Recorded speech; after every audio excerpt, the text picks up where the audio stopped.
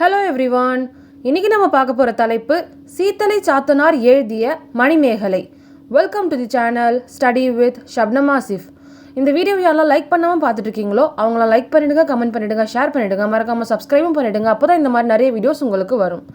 முதல் தலைப்பு இந்திர விழாவின் வரலாறு.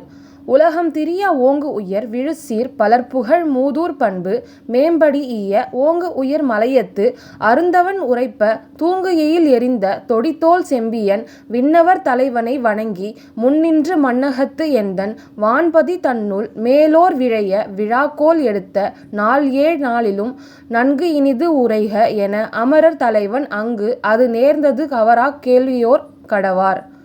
இதனுடைய பொருள், ஒவ்வொரு விதமான மக்கள் இருக்கிற, அது மட்டும் இல்லாமல் எல்லாருமே ஒற்றுமையாக இருக்கிற அப்படிப்பட்ட ஒரு சிறப்பான நகரம் தான் இந்த புகார் நகரம் அப்படின்றாங்க.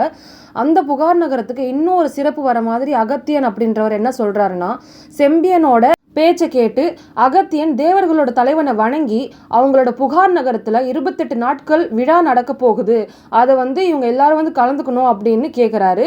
அதுக்கு தேவர்களோட தலைவனும் ஒத்துக்கிட்டு வரதுக்காக சம்மதிச்சிடுறாரு. அப்படிப்பட்ட தேவர்கள் எல்லாரும் கலந்துக்கிற இந்த இந்திர விழாவை மக்கள் எப்போதுமே கொண்டாடாமல் இருந்துடவே மாட்டாங்க.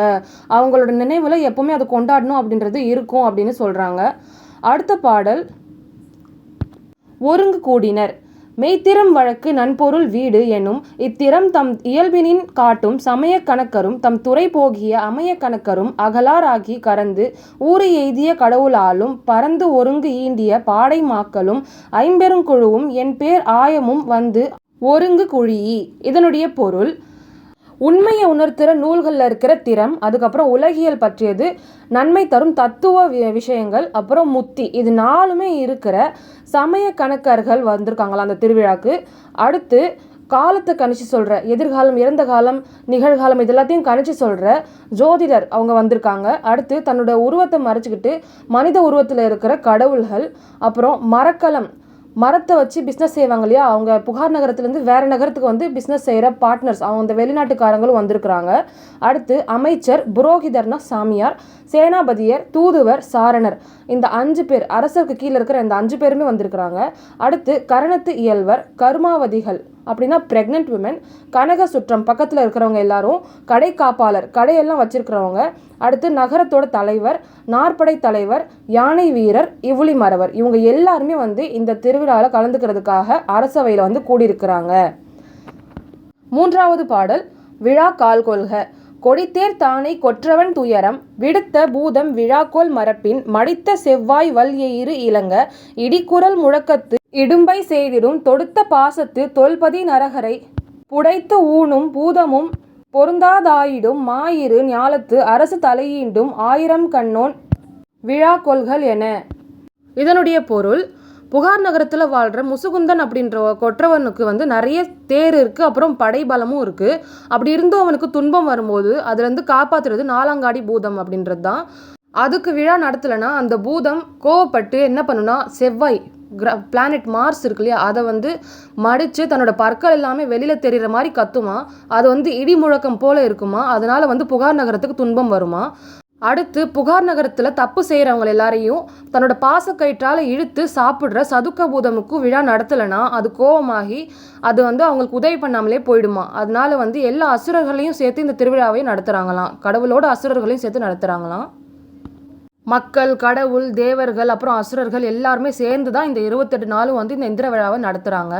அடுத்த தலைப்பு, முரசு அறைவோன் வச்சிரக்கோட்டத்து மனம் கெழு முரசம் கச்சை யானை பிடர்த்தலை ஏற்று உரி போர்த்த இடி ஊறு முழக்கின் கூற்றுக்கண் விழிக்கும் குருதி வேட்கை முரசு கடிப்பு இகுவும் முதுகுடி பிறந்தோன்.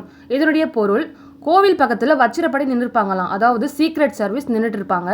அங்கே இருக்கிற யானை மேலே ஒரு முரசை ஏற்றி வச்சு அது கொள்ளையரோட தோலுனால் செய்யப்பட்டிருக்கும்.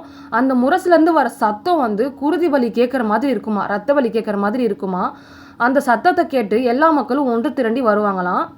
அந்த முரசை ஒலிக்கிறது வள்ளுவன் அப்படின்றவர். அந்த முரசோட சத்தத்தை வச்சு எல்லாரும் அங்கே நின்னதுக்கப்புறம் அவர் இந்த விழாவுக்கு எல்லாரையும் இன்வைட் பண்ணி கூப்பிடுறாரு.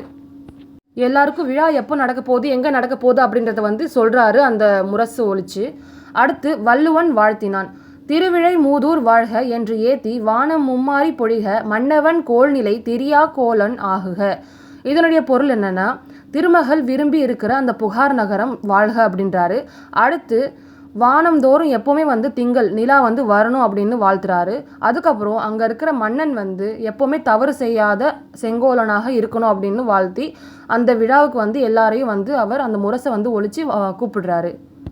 இந்த வீடியோ யாரெல்லாம் லைக் பண்ணாமல் பார்த்துருக்கீங்களோ அவங்க லைக் பண்ணிவிடுங்க, கமெண்ட் பண்ணிவிடுங்க, ஷேர் பண்ணிவிடுங்க, மறக்காமல் சப்ஸ்கிரைப் பண்ணிவிடுங்க. அப்போ தான் இந்த மாதிரி நிறைய வீடியோஸ் உங்களுக்கு வரும். ஏதாச்சும் டவுட் இருந்தால் கமெண்ட் செக்ஷனில் கேளுங்க.